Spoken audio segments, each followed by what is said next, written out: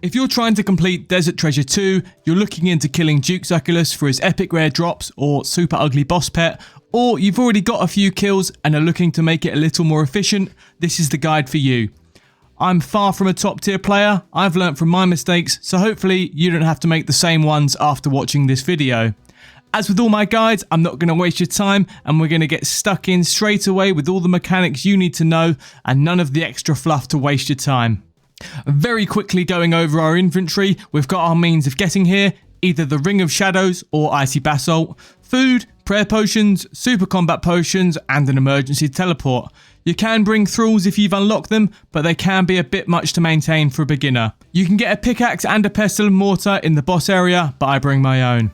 Once you arrive and enter the boss's chamber, drop some of your food on the floor to free up some inventory space.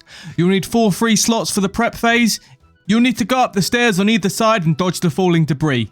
Make sure your run is on here. You can step over the falling debris more consistently if it is. If you want to know more about how running and pathing works, check out some of my other videos. If you want to subscribe too, I'll be releasing guides for the other DT2 bosses as well as more every week. The laser eyes will always go in the same order. The best thing to do is just watch the cycle a few times. You can always run if you click the second after the eyeball closest to you fires off.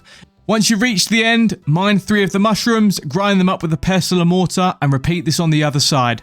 Once you have 15 of each ground mushroom, you'll need to go to one of the salt mines in the centre and obtain 12 of these.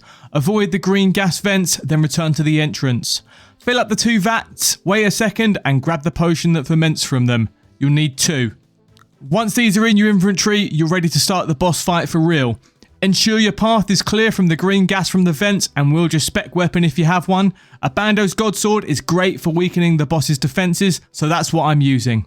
Use both orange potions on the boss, flick on your protect from melee prayer and optionally your best melee boosting prayer of choice and hide behind the pillars on either side.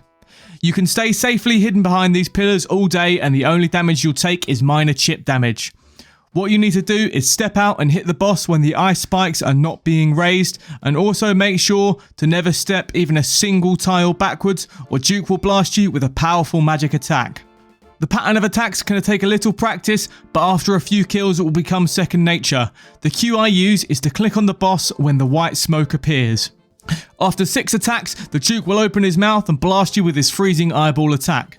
This can deal a load of damage, so it's absolutely crucial you avoid this by hiding behind the pillar.